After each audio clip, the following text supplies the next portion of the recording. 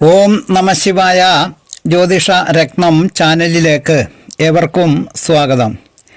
ഗ്രഹനിലയിൽ ലഗ്നഭാവം മുതൽ 12 ഭാവങ്ങളും ആ ഭാവങ്ങൾക്കെല്ലാം ഓരോ ഭാവനാഥന്മാരും ഉള്ളതായി ജ്യോതിഷത്തിൽ സങ്കല്പിക്കപ്പെടുന്നു.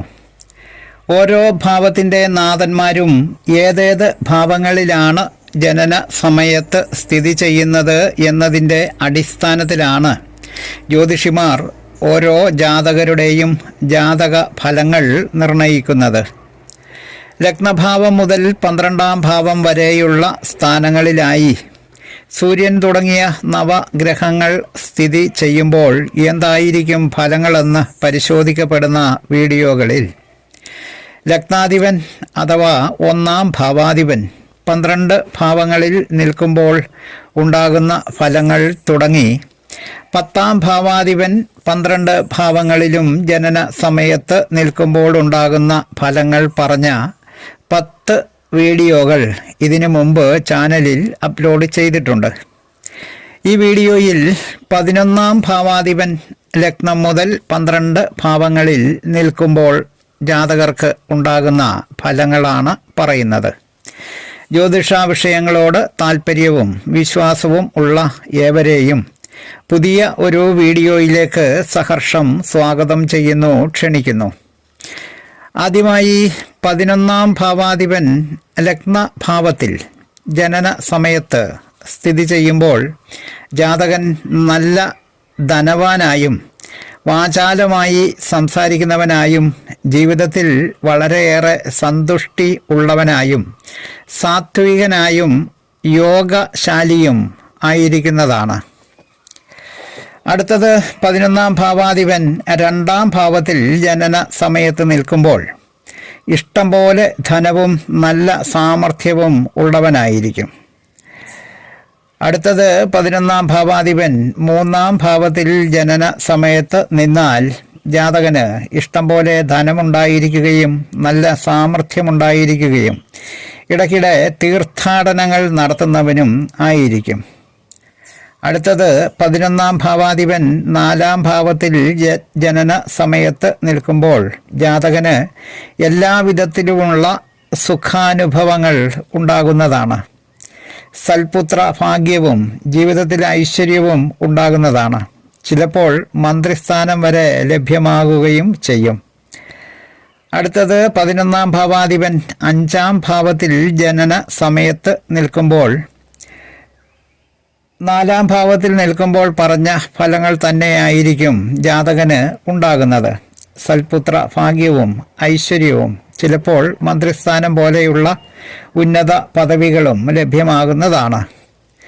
അടുത്തത് 11ാം ഭാവാധിപൻ 6ാം ഭാവത്തിൽ ജനന സമയത്ത് നിന്നാൽ ദാരിദ്ര്യവും അന്യദേശവാസവും കടബാധ്യതകളും രോഗാവസ്ഥകളും ആയിരിക്കും ജാതകന് അനുഭവമാകുന്നത്.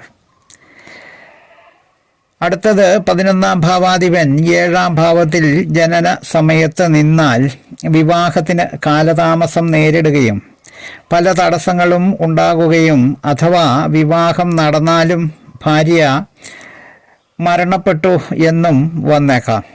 എന്നാൽ ഭാര്യാസമ്പത്ത് ലഭിക്കുകയും ചെയ്യും. ധനലാഭം ഉണ്ടാകുകയും ചെയ്യുന്നതാണ്.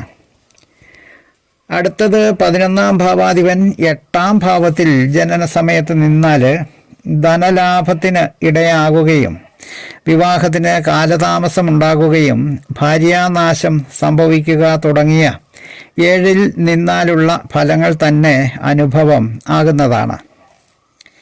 അടുത്തത് 11ാം ഭാവാധിപൻ 9ാം ഭാവത്തിൽ നിൽക്കുമ്പോൾ ജാതകൻ ധനമുള്ളവനും സാമർഥ്യമുള്ളവനും സത്യവാദിയും ജനക്ഷേമ തൽപരനും സർക്കാർ ആദരിക്കുന്നവനും ആയിരിക്കും. അടുത്തത് 11ാം ഭാവാധിപൻ 10ാം ഭാവത്തിൽ നിൽക്കുമ്പോൾ 9ാം ഭാവത്തിൽ നിന്നാലുണ്ടാകുന്ന ഫലങ്ങളാണ് ഏറെക്കുറെ ഉണ്ടാകുന്നത്. ധനവും സാമർഥ്യവും ഉണ്ടാകുകയും സത്യവാദിയും ജനക്ഷേമ തൽപരനും സർക്കാർ ആദരിക്കുന്നവനും ആയിരിക്കും. അടുത്തത് 11-ാം ഭാവാധിപൻ 11-ാം ഭാവത്തിൽ തന്നെ നിൽക്കുമ്പോൾ ജാതകൻ വലിയ യോഗശാലിയും നല്ല പാണ്ഡിത്യവും കവിത്വവും കലാവാസനയും ധനലാഭവും ഉള്ളവനായും നല്ല പ്രാസംഗികനും ആയിരിക്കുന്നതാണ്. ഭാവിയിൽ വലിയ സാമ്പത്തിക സ്ഥിതിയുള്ളവനും മൂത്ത സഹോദരന് ദോഷത ചെയ്യുന്നവനും ആയിരിക്കും. അടുത്തത് 11-ാം ഭാവാധിപൻ 12-ാം ഭാവത്തിൽ നിൽക്കുമ്പോൾ ജാതകന് ആയുസ് കുറഞ്ഞിരിക്കുന്നവനും നീച സംസർഗവും കാമചാരിയും ധനവ്യയം സംഭവിക്കുന്നവനും ആയിരിക്കും. 11-ാം ഭാവാധിപൻ ലഗ്നഭാവം മുതൽ 12 ഭാവങ്ങളിൽ ഗ്രഹനിലയിൽ നിൽക്കുമ്പോൾ ജാതകർക്ക് ഉണ്ടാകുന്ന ഫലങ്ങൾ പറഞ്ഞ വീഡിയോ ശ്രദ്ധിച്ച എല്ലാവർക്കും നന്ദി, നമസ്കാരം.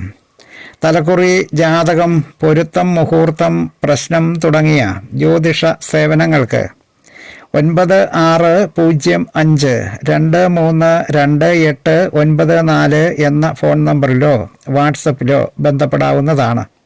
സ്നേഹപൂർവം മോഹനൻ ജ്യോത്സ്യർ, ജ്യോതിഷ ആചാര്യ. ഓം നമഃ ശിവായ.